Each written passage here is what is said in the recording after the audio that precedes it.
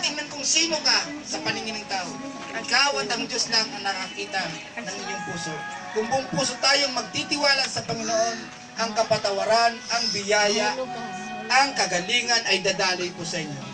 Sige po, tayo'y manalangin, gayahin niyo po ako. Ilihans po natin, tayo, yung mga mananampalataya, tayo, ilihans natin ang kanilang mga. Ilihans po natin sa kanila.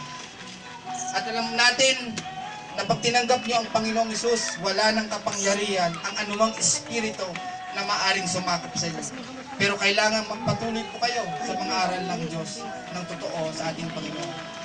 Sabihin niyo po, Panginoong Hesus, sabihin niyo po, sister, Panginoong Hesus, salamat po sa araw na ito at dinako mo ako sa lugar na ito. Panginoong Hesus, nananampalataya ako na ikaw ang kaisa-isang anak ng Diyos sa langit. Ikaw ang Diyos na buhay na napunta rito upang iligtas kami. Panginoong Hesus, naniniwala ako na ikaw ay ipinako sa krus, namatay, ngunit sa katlong araw ay nabuhay muli upang ang sino mang sumampalataya ay pinatawad na at magkakaroon ng ugnayan po sa inyo at magkakaroon ng buhay na walang hanggan. Panginoong Hesus, i-declare mo, lakasan mo, Panginoong Hesus, tinatanggap kita bilang aking tagapagligtas ng aking buhay.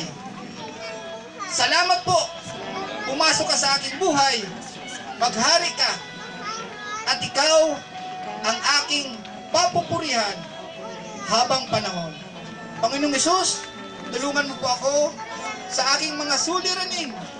Tulungan mo po ako na maayos ko ang relasyon ko sa aking kapwa. Tulungan mo po ako maisapumuhay mo, amuhay ko ang mga turo mo. Purihin ka, Banal na Espiritu, pumasok ka sa aking buhay at manahan kailan pa man. Purihin ka sa pangalan mo, Jesus. Amen. Kami na lang po, mapray po sa mga kaluluwa ito na nagtanggap po sa inyo, nagtiwala po sa inyo.